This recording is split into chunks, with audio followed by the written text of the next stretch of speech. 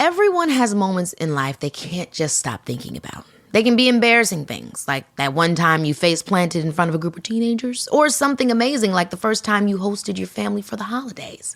And on Baby, This is Keke Palmer, hosted by me, Keke Palmer, and presented by BMW, we know to savor the good memories and let go of the bad.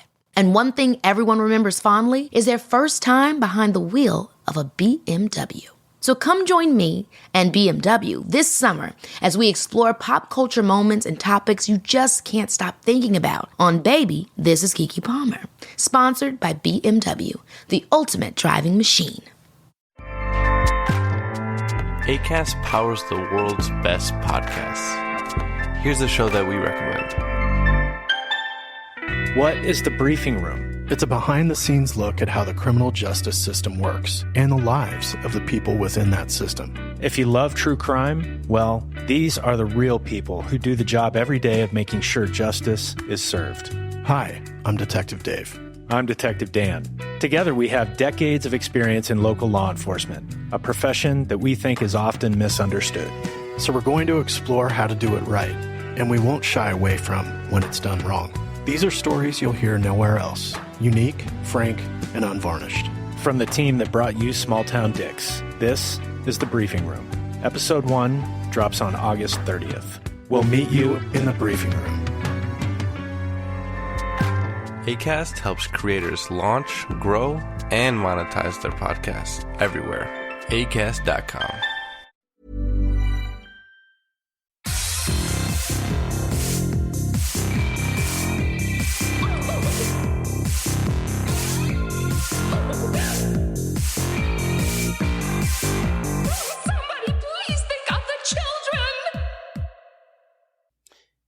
Hey, Mary Beth, guess what episode this is?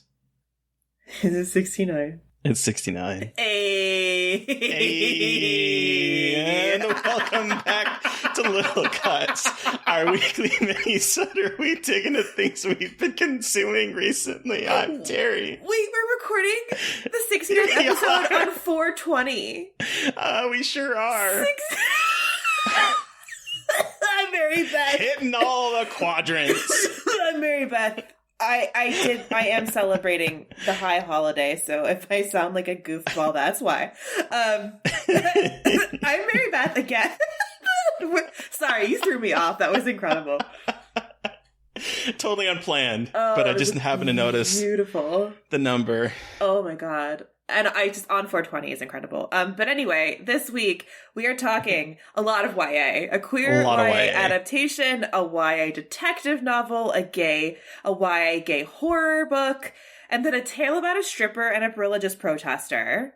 You know, just gotta spice it up a little bit. And then a folk horror devoid of penis monsters. Yeah. I'm a little angry about that last point. Yeah, but as am I, which we'll get to. Because We'll get to that. But okay, before we get into it, just really off the top really quick, I rewatched The Night House and it hit me so much harder than the first time I watched it, and that movie is so fucking incredible. The end. Okay, good. Because I've been wondering about that because like I enjoyed it. I gave it a good review, a positive review, but it didn't hit me in a way that I was expecting it to when I first saw it. Yeah, I watched it again. Because it's on HBO Max and Hulu now, I think. Mm-hmm. And I was like, I need to give this another chance. I don't know why. Like, I liked it, but I don't know why it didn't resonate with me. And this time it really hit me as like a really fucked up tale about your worst fear as a person with depression and the person that was like kind of like your primary caretaker and like your support and what happens to that person when they're trying to save you from your own mental health. And I hadn't watched that with that perspective the first time I watched it, and this time it just like punched me in the face. I'm also going through a depressive episode, so like that might have been part of it. Me too. But yeah, it hit me in the face this time I watched it. So revisit it if you can. Maybe not when you're in the middle of a depressive episode, just because it's like it does not do you any favors in terms of like making you feel better. But yeah, I think we're both kind of struggling right now. It's choo-choo, the struggle bus. Struggle bus city right choo-choo, now. Struggle bus. Whatever. Fucking whatever. Beep, beep. Struggle train just does not have this. Oh, it kind of does, maybe. They don't little bit. Not as much as Struggle Bus, though. But anyway, what is this queer YA adaptation? Got it. She did it. Okay. So there's this graphic novel that started coming out in 2018 that I did not know existed until Netflix announced that they're adapting it, and it's coming out the day that this episode drops. It's called Heartstopper. I've seen this in my local comic book store. Well, I have the book because I bought it after. Oh, I love the cover. It's so cute. It's adorable and pretty. I bought it after I heard this was coming out, but I didn't want to read it yet because I wanted to go into it like unblemished. I don't know if you can see. Oh, I love the style. The illustration style. So it's based on a book by, her name is Alice Oseman. Okay. I'm not 100% sure. I apologize if I got that name wrong. It started out as a webcomic, got popular. She's published 4 volumes of the story. Cool. She also is the creator of the Netflix series and wrote, I think, all of the episodes. I didn't pay attention to the end of all the credits, but her name was on a lot of the written by credit part. And it's a story about this teenager named Charlie who has been out for a year, and the previous year was tough for him. He was like bullied, and he spent a lot of time hiding out in his teacher's classroom. And he had this, I'm going to say boyfriend, but in very loose quotations, this guy named Ben, who was like seeing him at school to like sneak kisses and kiss him, but didn't want anyone to know that they were dating. And then when this season opens up, he kind of, in a very TV 14 way, sexually assaults him in a way. Like he pushes on him and starts kissing him after Charlie said no, and he keeps trying to do it. And look at these gay, beautiful people. Oh, sorry. I know. I'm just looking but at. That's okay. So that's the thing. So then Charlie also meets this kid named Nick, who is on the rugby team, and he is attracted to Nick. He thinks Nick is the bee's knees, and he doesn't know if he is straight or if he's not straight. And Nick sees this happen with Ben pushing himself on him, and he comes to Charlie's defense and throws him off and says he's going to, kick his ass if he ever comes near Charlie again, that kind of stuff. And they strike up this friendship, this unlikely friendship between Charlie, who is like, super, super adorable, super gay, super out, and someone who is trying to figure out his sexuality and where he falls along the spectrum of sexuality. Oh. Meanwhile, one of Charlie's friends is a trans woman who started out. So they're at, the schools, it's in England. The schools are segregated by gender. So they're at a boys' school. He had a friend who was a trans woman, but was at the boys' school. And now she is starting her first year at an all-girls school. Oh, okay. And so we kind of follow both of them and their friend group. And Nick, who gets involved, and Nick's friend group, because Charlie ends up joining the rugby team because he's a really good runner. And he's doing it because he is like a lovelorn puppy dog chasing after Nick. And his straight best friend doesn't think that this is good for him, and he follows along anyway. And it's just like, it's 8 episodes, 30 minutes long each, of kind of them figuring out what, if they're friends, if there's something more there. And it's incredibly charming. It's incredibly heartwarming, but there's like a darkness underneath with that. Like it's not just frilly. It has like some meat to the bones where I think it's better than a lot of young adult adaptations I've seen recently, because there is some kind of like meat to it, if that makes sense. Yeah. I'm sorry. I found the webtoon and I'm just like quickly scrolling through because it's all online. Mm-hmm. And wow. And I read the most recent one because whatever. And I'm like, this is so tender. It's so tender and sweet. But it's not like saccharine. It's like this really, I'm obsessed. Holy shit, I'm so excited to read this. This looks so good. Yeah, I literally jumped out and bought the first book, and I haven't read it because, like I said, I wanted to approach the Netflix series on it as its own thing. I don't know how different it is from the book. I'm assuming that it's probably similar in some way, simply because it's written by the creator of the book. Oh, I love that, though. Like you said, I'm like, really, that's exciting. But yeah, so the series is on Netflix as of today. It's really good. I want everyone to go out and watch it and have their heart flutter because it's... Is it beautiful and gay? Do they lean into the beautiful and gay? Okay, perfect. Oh, they lean into the beautiful gay. In a TV-14 way, but they lean into the beautiful gay. You never know if they're going to sanitize it, but I'm glad that for TV-14 gay, they lean into it. That makes me very there's happy. all sorts of sexualities on display here, Hell and yeah. there is a lot of smooching, and it's really good. Okay. Wow, I'm so excited. Gay. It made me cry. Oh! It's really good. Yeah. Oh, I'm so stoked. And it's something that I really hope that Joe Lipsett talks on his YA podcast. I'm hoping that they cover it because they like to cover, books that were for young adult and then the adaptations. So I think this would be prime for his young adult podcast. And then you're listening, Joe.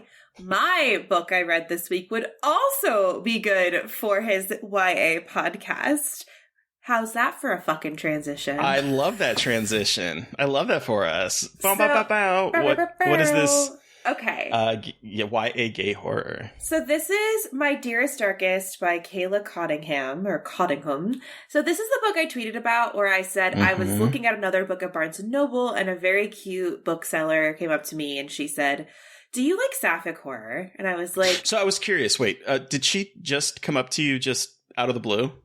Yeah, because she saw I was looking at another book that I think that's similar. It's like it was a YA like female written and like based book, and I think she saw me looking at it and was like, "Do you by chance like Sapphic horror?" And I was like, "Yes, I do." Hello, my name is Mary Beth. "I have the perfect book for you." And she took me to a display that said Wilder Girls, which I haven't read, meets The Craft with a splash of it. And I was like, I will be purchasing this and I will be reading it.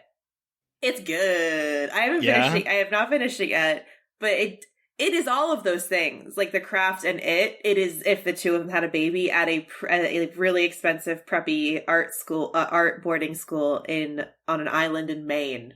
Hell yeah! Oh, it's so good, and it's obviously YA, so it's written with a kind of a little bit of younger audience in mind. So keep that in mind. But like bisexuals, lesbians, Black characters, women wearing hijabs, and it's just like a diverse book without it being like super like trying to like pigeonhole it all in. It's just like a book.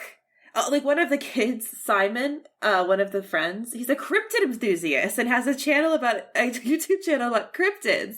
And so it's just like hitting all of my favorite things of all time. There's also some cosmic horror going on. Like it is just mwah. Chef's kiss, so fun to read, and I'm so glad that my Barnes & Noble friend and Angel brought it to me because I think it's like one of their books of the month, or it's like one of their spotlight books, but highly encourage you to check this one out. So the main character's name is Finch, and she has like a mysterious car accident where a stag with 8 heads stepped out in front of her parents' car and caused their car to fall into a river, and she dies, but something brings her back to life, and now her hair is white. Shit. Her hair is white. Her skin is incredibly pale. She barely has a heartbeat. Like, all this weird shit. And I haven't gotten to the bottom of it yet, but then there's a ghost that they talk to that might not be the most might be not as friendly as they think. In the tunnel, like the catacombs of the school. Oh, it's beautiful. This sounds really good. It's very fun. When I saw you tweet about it, I added it to my wish list so I'd keep track of it because that sounds right up my alley. Yes, I highly encourage. I could see them turning this into like a cheesy CW show, which would make me kind of sad because I feel like it could be a really good, like, little bit better quality, but no shade into the CW, no shade, but like. Better CGI, I guess, is where I'm kidding. But yeah, so that is my YA novel. But you also have a YA detective novel, which I would love to hear about. I do. And I'm not as enamored with this one as I was hoping I would be. Okay. But mostly it's because I didn't know there was going to be more. Oh. So Maureen Johnson, who I've followed on Twitter for a while, she wrote this book called Truly Devious. And it takes place at a very famous private school in Vermont for the biggest thinkers, inventors, and artists. It's always the fucking New England boarding schools that have all of these weird ass shit going on with like the preppy rich kids and the one poor kid and the monsters. I love it. It just fucking cracks me up. Well, and you know, talking about the kind of like poor kid, she's not poor, but she is sort of like the outsider for this. So the school was established for like the big thinkers and whatnot. Okay. And it was established in like the early 20th century by a tycoon who wanted to make a place full of riddles, pathways, and gardens where learning is a game. And so he created this place. And then shortly after the school opened in 1936, his wife and daughter were kidnapped. And the only clue was this mocking riddle listing methods of death signed by truly Devious. Cut to modern day where Stevie, a true crime aficionado, as everyone seems to be nowadays, is going to start her first year at Ellingham Academy. She is sort of out of her element because everyone there is like super smart in specific ways. There's like a YouTube guy that has gone like super famous because of the series that he created. There's like this artist who calls her saxophone Rhoda and plays it off kilter like all the time. There's a person that's writing a book. There's a person that's like a big dancer. Like there's all these people. And she's like, all I do is I like true crime. But she thinks she was brought there because of her interest in the Ellingham Academy mystery. So she's going to try to figure that out. And I thought that that's what this book was about. And it's not. I think that is the way when I finish this book, it kind of reminds me of like a way a season might be structured where there's like this overarching mystery of what happened in 1936. But each book might have like a smaller mystery that's happening. So I was a little disappointed that the story ended up being about a murder that happens, or a potential murder that happens in her time at the school. Okay. And not necessarily all about her trying to figure out. And then it turns out this is book one of a series. Okay. And it makes itself abundantly obvious by the way the book ends very abruptly. So I had fun with it. I think that if any of what I said is of interest, that you might enjoy it. If you want to dive into I think there might be 3 books maybe in the series. I'm trying to find out right now. There are 4. Oh boy. Yeah, there's Truly Devious, The Vanishing Stare, The Hand on the Wall, and The Box in the Woods. Okay. So there you have it. I might pick up the other ones and start to read them. I was listening to it in my car. It's an audiobook for me. Okay. But I'm not 100% sure I will. But I had fun with it. I think the characters are fun. I think it definitely is a page turner. So cool. I think if any of that interests you and you're okay with a YA detective novel, you might really enjoy it. Cool. It's always series. YA books are always at least 3 or 4 books. I know. I really thought this was going to be about that mystery, and then I'm like, no, oh, okay. It's only like the first part. Yeah. Pivoting wildly, though, I want to hear about what happens when a stripper and a religious protester get stuck together. Yes. Not literally, but... So, this is one of the Panic Fest movies I'm watching early. It officially starts April 28th, but I've been lucky enough to get a few screeners to give me a jump start, because we all know I would like that, but I never actually follow through with that jump start. But that's a discussion for another time. Anyway, this is the film Revealer from director Luke Boyce, and it is an apocalypse friendship movie, and it's got really good vibes and really good central characters. So the film opens on Angie, who is a stripper at a peep show in 1987 Chicago. And so, it's like, a rundown place, but she enjoys dancing. And so there's this like fucking killer opening striptease she does to an incredible song by the band Gunship. And it's like one of the best ways I've seen a striptease done, especially in a movie directed by a man, because, you know, there's a movie about a sex worker and directed by a man. You've always like, oh God. But one, Kato Ace, who plays Angie, is actually a sex worker herself, and she choreographed the entire routine. Oh, nice. And also she has a body like mine, so she's not like super skinny and like looks like the typical like vision of what a like, you know, the male assumed stripper would look like. She looks like she's gorgeous, but she like doesn't look like that. And so I loved that because she had a body that wasn't like super skinny, but she was really still being really sexy. And then the apocalypse happens, and in runs a protester that she has been at odds with for a long time, because she was always like telling Angie that she was going to be damned to hell, etc., etc. But now that the apocalypse is here, the two now have to team up together to try to survive and try to escape the Osmodeus, who is the judger of all.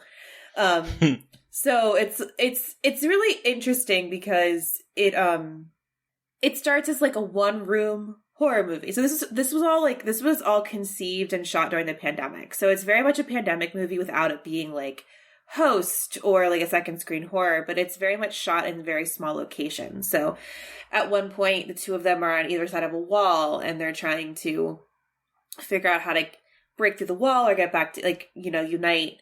And then just when it feels like that single room kind of gimmick is wearing out its welcome, they change locations, which I really appreciated because like, it kind of felt like, all right, like this is like, there's still a lot left. Like what else can they do here? And they go underneath the building to these tunnels.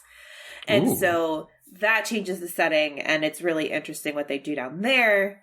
And so I just really liked kind of how they handled it and like the kind of awareness that changing locations was the move. But also Kato Ace, like I said, who plays Angie, and then Shayna Shruten, who plays Sally the protester, are like so good together.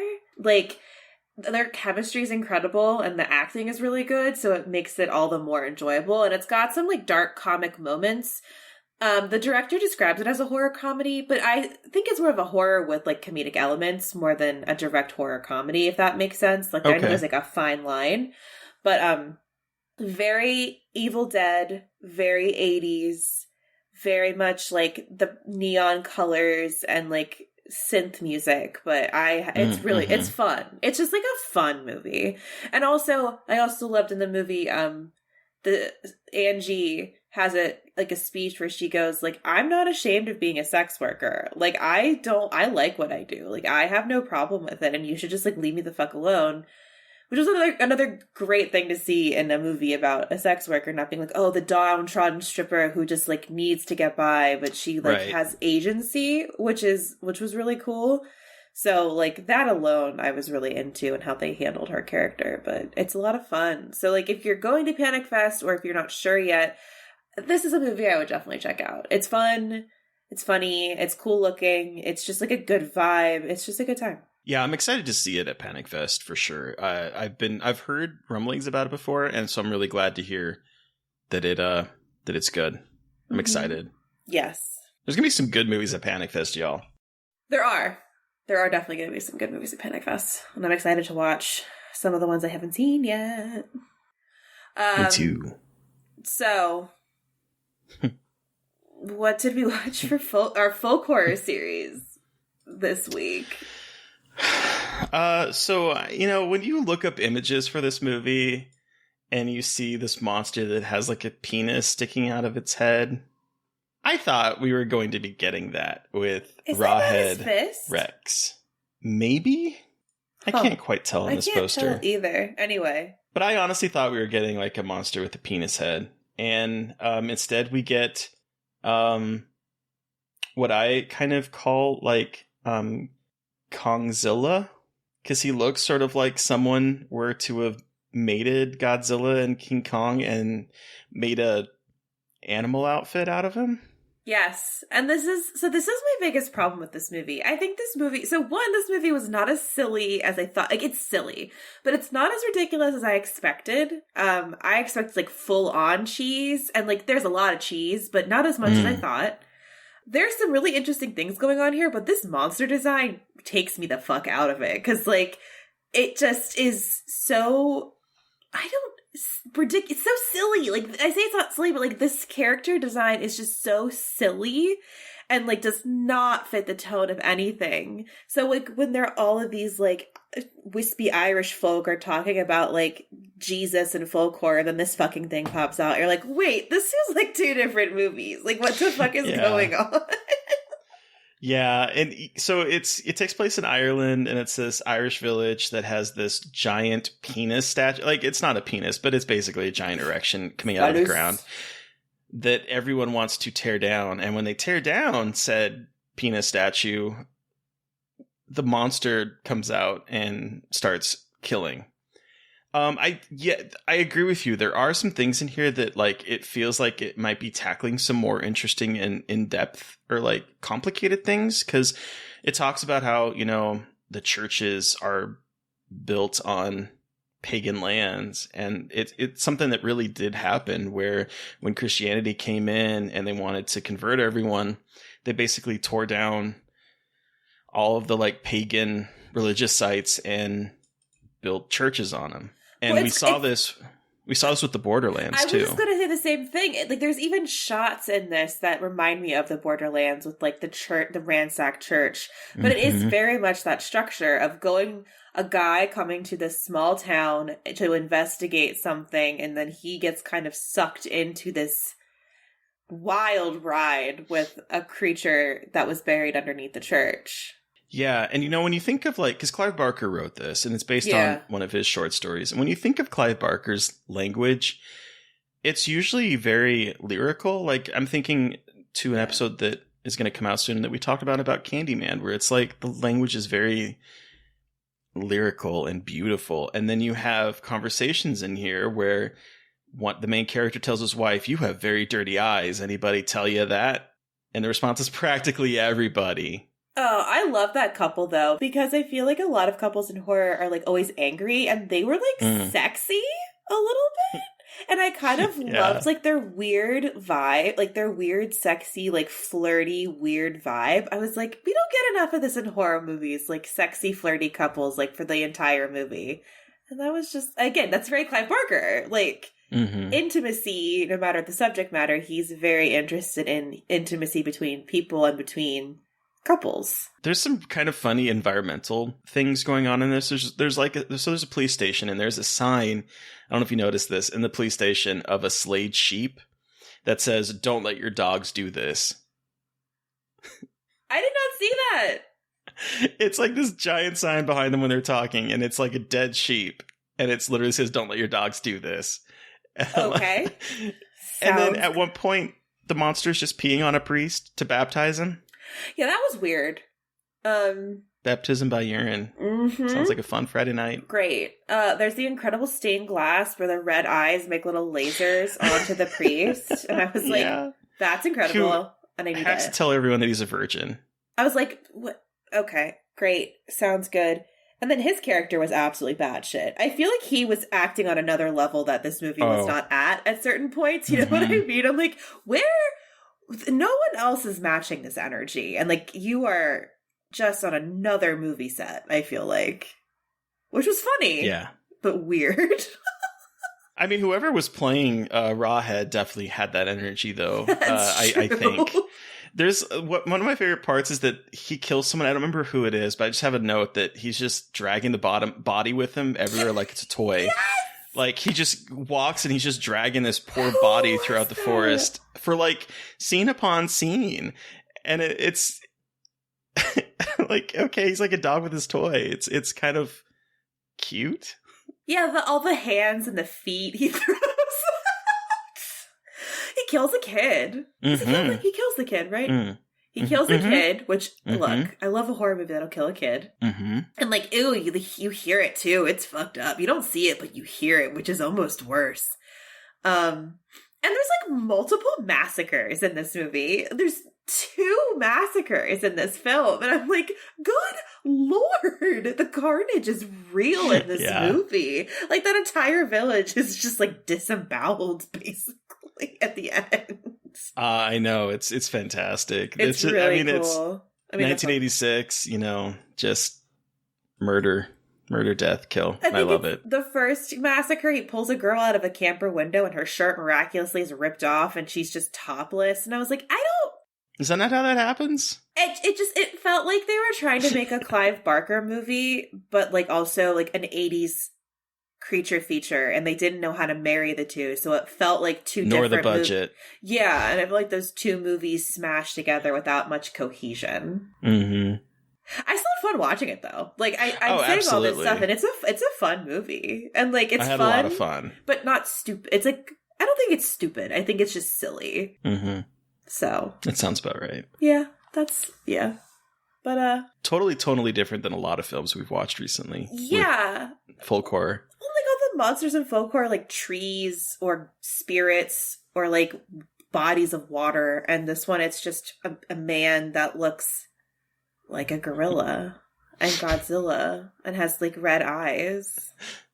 But hey, I welcome it. I accept it. Here for it. But we are switching tones again with next week's film. Terry, what are we watching? We are watching 2017's Pyewacket, written and directed by Adam McDonald, who also did Backcountry, and was involved with the Slasher series. Oh, that's cool. I didn't know that. Yeah. Yeah, we're revisiting Pyewacket. I'm revisiting Pyewacket. I'm excited to see if I change my mind this time around. I was surprised you said you didn't necessarily care for it before, and I remember liking it. So I'm curious to see what happens. Happens. Yes, fingers crossed. But who are we talking to on Monday, Mary Beth? On Monday, we are chatting with the editor of the Book of Queer Saints and writer Mae Murray, and we are talking about the absolutely batshit crazy 1976 film Grizzly, aka Jaws, but in the woods. Jaws, but in the woods, and somehow shorter and longer at the same time. Uh-huh. And a lot of misogyny. A lot of misogyny. Yeah. Wild movie. Anyway, everyone, you've heard from us, but we want to hear from you. Have you watched or read anything that we talked about this week? Do you have anything that we should be talking about, reading, or watching? Send us an email at scarredforlifepodcast@gmail.com, or you can reach out to us directly on Twitter. I'm at MB McAndrews. And I'm at Kayla Dreadful. Almost forgot to do my @ Here we are. And also don't forget to follow the podcast at Scarred Podcast. And please don't forget to review, rate, and subscribe. And if you want a recommendation from Mary Beth, not a review of You by Mary Beth, but a recommendation for a found footage horror film, make sure you're giving us a review on iTunes. Listen, we have 93 reviews in America. I can't see everywhere else, but in America, we have 93. Can we get to 100? Please? Please. Thank you to Eric Power for our artwork. Thank you to Sean Keller for our music. Thank you, everyone, for listening. Please stay safe out there, but most importantly, stay creepy. And until next time. Ay. Oh, somebody please think of the children!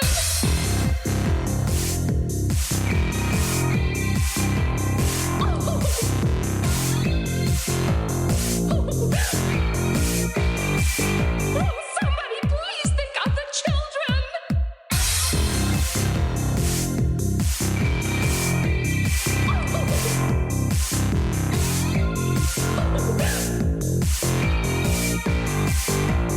Somebody please think of the children!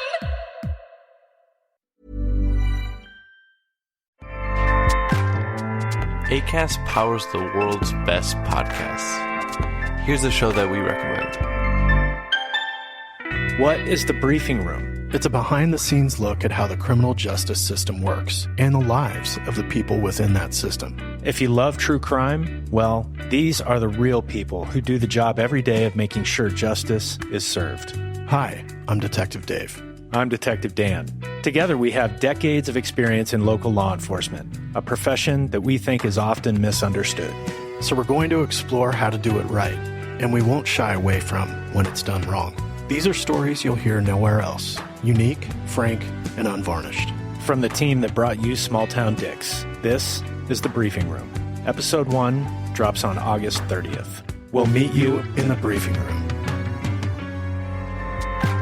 Acast helps creators launch, grow, and monetize their podcasts everywhere. Acast.com.